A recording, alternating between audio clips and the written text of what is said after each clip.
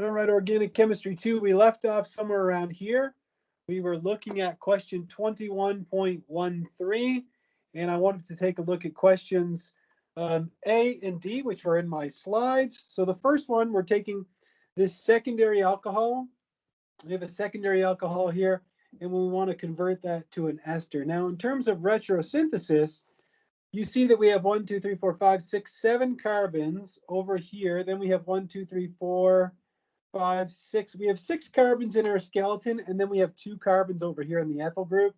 So I know it's a total of 8 carbons, but we won't count the ones in the ethyl group.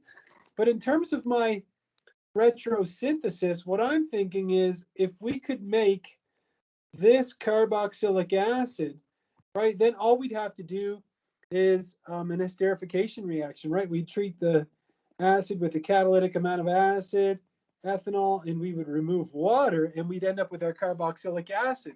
So then the question becomes, how do I go from here to that carboxylic acid where I lose 1 carbon? Well, what I'm thinking is that we could use the haloform reaction, right? If we just oxidize this with PCC, then we end up with a methyl ketone.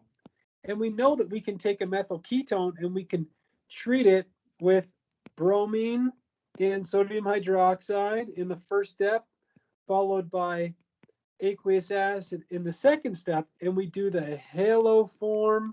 So this is the haloform reaction. And then what we end up with is our desired carboxylic acid, just like that. And so now we can take that and we can just simply treat that with aqueous acid, a catalytic amount, ethanol, and we remove water, and we end up with our ester like that. So the key step here, I would say, is the haloform reaction, right?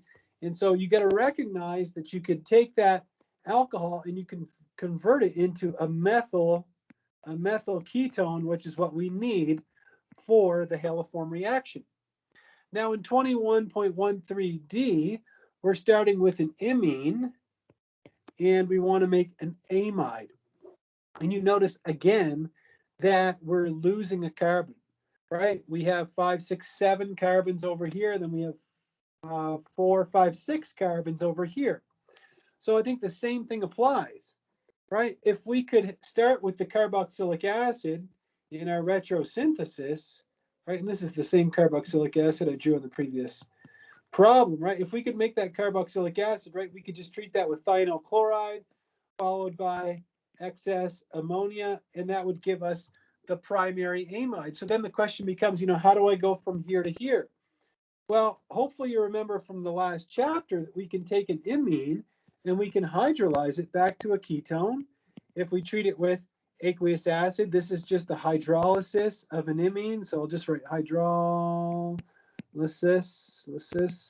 of the imine, and that's going to give us the carbonyl, but it's a methyl ketone. So now we can do the haloform reaction, bromine, sodium hydroxide, followed by aqueous acid, and that is going to give us the carboxylic acid, isn't it?